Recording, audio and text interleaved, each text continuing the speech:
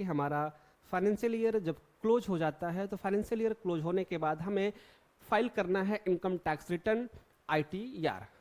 आप सभी लोग अपने इनकम का ITR फिल करने जा रहे हैं, तो आप सबसे पहले अपने स्टेप के बारे में समझ लीजिए कि एक्चुअल में ITR फाइलिंग का स्टेप क्या होता है, इनकम टैक्स फाइलिंग का स्टेप क्या होता है। तो चलिए हम लोग स्टार्ट करते हैं income tax return filing. Step by step processor के बारे में जानेंगे, प्रोसेस के बारे में जानेंगे कि एक्चुअल में आप अपने इनकम टैक्स रिटर्न को कैसे फाइल कर सकते हो।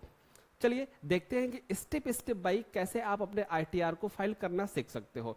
चलिए, अगर आपको इनकम टैक्स रिटर्न फाइलिंग सीखना है, GST रिटर्न फाइलिंग सीखना है, बैलेंस शीट और अकाउंटिंग प्रिपरेशन सीखना है, तो आप सभी लोग ज्वाइन हो सकते हैं Diksha institute of accounting and taxation के साथ। चलिए, आप सभी लोग इनकम टैक्स रिटर्न फाइल करने के लिए अपने डॉक्यूमेंटेशन को कैसे तैयार करेंगे, अगर आप अब खुद से अपना रिटर्न फाइल करना चाह रहे हैं, ITR फाइल करना चाह रहे हैं, तो किस तरीके से आप अपने ITR को फाइल कर सकते हैं, इस सेशन में हम यही समझने वाले हैं। चलिए स्टार्ट करते हैं। सबसे फर्स्ट स्टेप जो होता है वो होता है फाइलिंग ITR स्टेप का होता है, ध्यान दीजिएगा। हाँ, व्हाट इज ITR? ITR क्या है, हम ITR क्यों फाइल करते हैं, आप सभी को पता होगा। तो ITR इनकम टैक्स रिटर्न है, ठीक है। ITR क्या है? ITR income from the return is the form of use to report of income. क्या है? एक रिपोर्ट है जिसको हम अपने इनकम के असेसमेंट के लिए क्या करते हैं, यूज करते हैं। अपने इनकम के असेसमेंट के लिए क्या करते हैं, यूज करने हैं। Earn during the financial year and tax paid the government. ITR क्या है? एक ऐसा फॉर्म है जिसके माध्यम से हम अपने इनकम को गवर्नमेंट और क्या करते हैं, रिपोर्ट करते हैं। मतलब कि पूरे साल में जो हमने कमाया, जो हमने खर्चा किया, जो हमारे इनकम के सोर्सेज हुए, वो सारे हम क्या करते हैं, गवर्नमेंट को रिपोर्ट करते हैं। किसके माध्यम से? इनकम टैक्स रिटर्न के माध्यम से, ITR के माध्यम से, ठीक है। चलिए नेक्स्ट हम बात करते हैं, नेक्स्ट स्टेप पे आते हैं, how should file to ITR।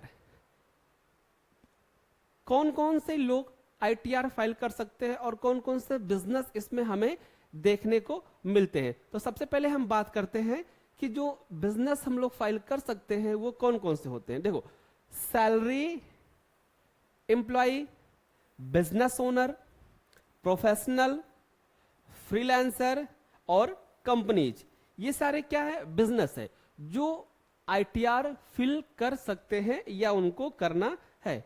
अगर आपकी इनकम सैलरी एम्प्लॉय है, अगर आप सैलरी एम्प्लॉय हैं तब भी आपको ITR फाइल करना है। अगर आप बिजनेस ओनर हैं तब भी आपको ITR फाइल करना है। अगर आप प्रोफेशनल हैं तब भी आपको ITR फाइल करना है। अगर आप फ्रीलांसर इनकम जनरेट कर रहे हैं तब भी आपको ITR फाइल करना है। और अगर आप कंपनीज हैं, फर्म हैं, तब भी आपको ITR फाइल करना है, ठीक है।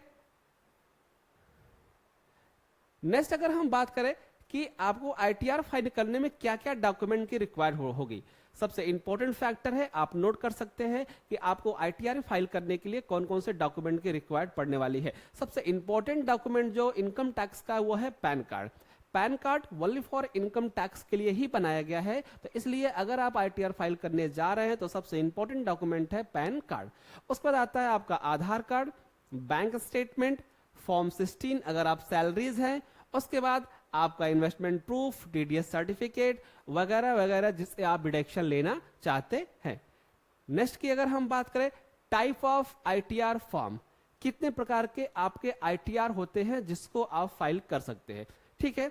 तो हमारे ITR फॉर्म काफी होते हैं, बट किसके लिए कौन सा रिलेवेंट फॉर्म है ये आपको समझना पड़ेगा। और ये बिना समझे अगर आपने ITR फाइल कर दिया तो इस अमेंडमेंट के दौरान आपको नोटिस आना कंफर्म है, ये चीज ध्यान रखिएगा। सबसे पहले ITR 1 आता है, ITR फॉर्म 1 आता है जो सैलरी इनकम के लिए इंक्लूड होता है और पेंशन इनकम के लिए इंक्लूड होता है। अगर आपकी इनकम सैलरी से आ रही है तब भी आप ITR 1 फाइल भरोगे, अगर आपकी इनकम पेंशन से आ रही है तब भी आप ITR 1 फाइल करोगे। सेकेंड आता है ITR 2। ITR 2 के केस में क्या होता है, कैपिटल गेन। अगर आपकी इनकम शेयर से आ रही है, कैपिटल गेन से हो रही है, या किसी तरीके का आप म्यूचुअल फंड, शेयर कैपिटल कुछ भी लिए हैं, तो आपको ITR 2 फिल करना पड़ेगा। नेक्स्ट बात आती है ITR 3 की। ITR 3 एक बिजनेस फॉर्म है। अगर आपकी इनकम बिजनेस से आ रही है और आप आपकी बैलेंस शीट प्रिपेयर हो रही है, आपकी अकाउंटिंग हो रही है, पूरी तरीके से प्रॉपर बैलेंस शीट बनाने के बाद जो ITR फील होता है वो होता है ITR 3। नेक्स्ट आता है ITR 4। ITR 4 एक सुगम फॉर्म है, मतलब इजी फॉर्म है जो स्मॉल बिजनेस इंडस्ट्रीज के लिए है। इसे बोलते हैं प्रेजेंटिव बेस्ड इनकम।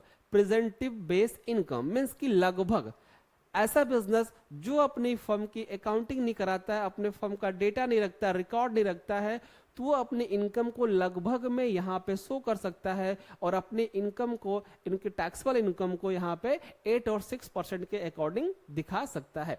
तो ये हो गए ITR 4 फॉर्म। ठीक है, नेक्स्ट हम बात करते हैं आपके पास क्या रिक्वायरमेंट होना चाहिए।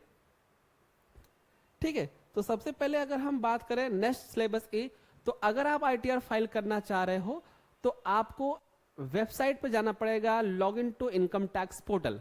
ध्यान दीजिएगा, आपको स्टेप बाय स्टेप प्रोसेस समझ में आए तो करना। Log in to income tax portal. ठीक है, आप इनकम टैक्स पोर्टल को लॉग इन करेंगे। उसके बाद दूसरा स्टेप है कि आप इनकम टैक्स रिटर्न की फाइलिंग करेंगे, फिर आएगा फाइल इनकम टैक्स रिटर्न, वहां पे आप फाइल करेंगे। नेक्स्ट है आप स्टेप नंबर 3 पे जाएंगे, choose correct ITR from the according income source. आपके अकॉर्डिंग जो आपका ITR बनता है, ITR 1 2 3 4 5, उसको सिलेक्ट करेंगे, उसको फिल करेंगे। ठीक है, नेक्स्ट स्टेप आता है स्टेप नंबर 4, इंटरपर्सनल इंफॉर्मेशन। आप जब आपका अपना रिलेवेंट फॉर्म ओपन हो जाएगा तो आप अपने रिलेवेंट इंफॉर्मेशन को वहां पे फिल करेंगे। नेक्स्ट आता है स्टेप नंबर 5, आप अपनी इनकम की डिटेल वहां पे शो करेंगे, जो भी इनकम है।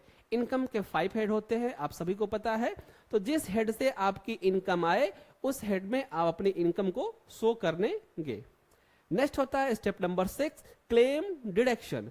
अगर आपको डिडक्शन क्लेम करना है तो आप अपने इनकम टैक्स में डिडक्शन को क्लेम कर सकते हैं विथ प्रूफ के साथ। अब जिस सेक्शन में आपका इनकम टैक्स आता है, जिस सेक्शन में आपका डिडक्शन आता है, उस सेक्शन में आप अपने डिडक्शन को क्लेम कर सकते हैं।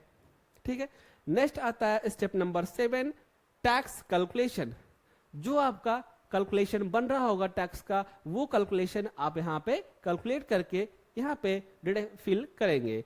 आता है स्टेप नंबर 8, वेरीफाई रिटर्न। जब सारी चीजें हो जाती हैं तो आपको अपने इनकम टैक्स को वेरीफाई करना है। वेरीफाई कर सकते हैं आप DSC से, आधार OTP से, बैंक EBC से, किसी भी तरीके से आप वेरीफाई इसको कर सकते हैं।